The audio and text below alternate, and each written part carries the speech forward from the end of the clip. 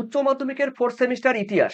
এই ইতিহাসে তোমাদের জন্য একটি ভয় কিন্তু কাজ করছে সবার মধ্যে। তো সেই ভয় কাটিয়ে দেওয়ার জন্য আমি দেখো তোমাদের সামনে কিছু গুরুত্বপূর্ণ প্রশ্ন যেগুলো পরীক্ষায় আসবেই। তো ঠিক আমি তোমাদের বলব, তোমরা কোনগুলো করেছো সেগুলো কিন্তু আমাকে কমেন্ট সেকশনে জানাবে। তো আমি এই মুহূর্তে তোমাদের সামনে এসেছি তোমাদের ইতিহাসের 4th সেমিস্টারের ফাইনাল পরীক্ষার 8 নাম্বারের প্রশ্ন নিয়ে। দেখো, মোটামুটি 4 টি প্রশ্ন পড়লেই আশা করি এখান থেকে তোমরা কমন পেয়ে যাবে। তো তোমরা কোনগুলো করেছো সেগুলো কিন্তু আমাকে অবশ্যই জানাবে। তোমাদের 4th সেমিস্টারে দেখো রয়েছে। এখানে আমি তোমাদের 8 নাম্বারের জন্য, বিশেষ করে 8 নাম্বারের জন্য রেখেছি দেখো ১ম কোয়েশ্চেন।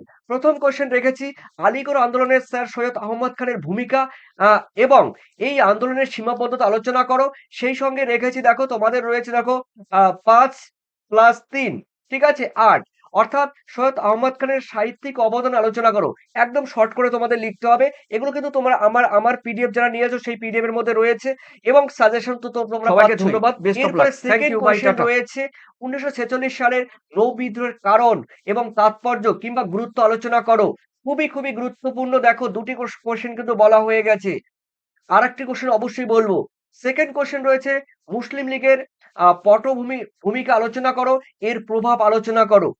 ওকে, সঙ্গে আরেকটি কোশ্চেন, এটা নিয়ে কিন্তু ৩ টি কোশ্চেন খুবই গুরুত্বপূর্ণ। এটা বাদে ১ম ২ টি আর এই একটি। ভারতের স্বাধীনতা সংগ্রামী নেতাজি সুভাষচন্দ্র বসু এবং আজাদ হিন্দ ফৌজের অবদান বা মূল্যায়ন তোমাদের আলোচনা করতে হবে। ৩ টি কোশ্চেন কিন্তু কভার করে দিয়েছি। এটা নিয়ে কিন্তু ৪ টি। ঠিক আছে? এরপরে দেখে নিচ্ছি আমি তোমাদের ৫ নাম্বারের।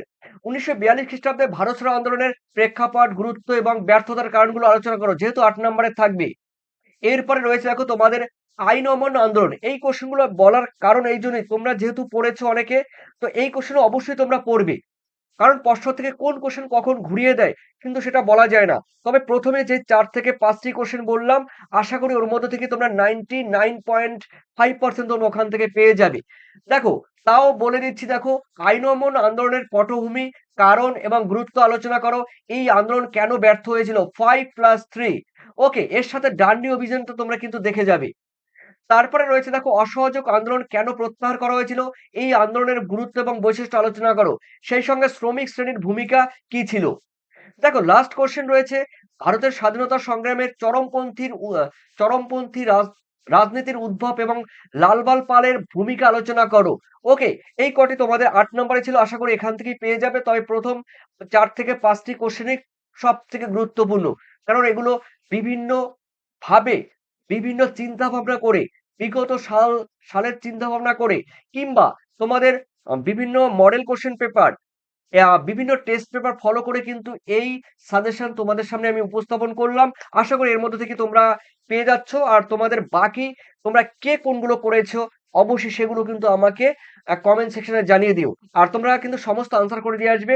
২ টি কোশ্চেন কমন না পড়লেও সমস্ত কিছু আনসার করে দিয়ে আসবে। ঠিক আছে? কোনো খাতা ফাঁকা রাখবে না। ওকে, মানে কোনো কোয়েশ্চেন ফাঁকা রাখবে না। তো বেস্ট অফ লাক তোমাদের সবাইকে। Thank you.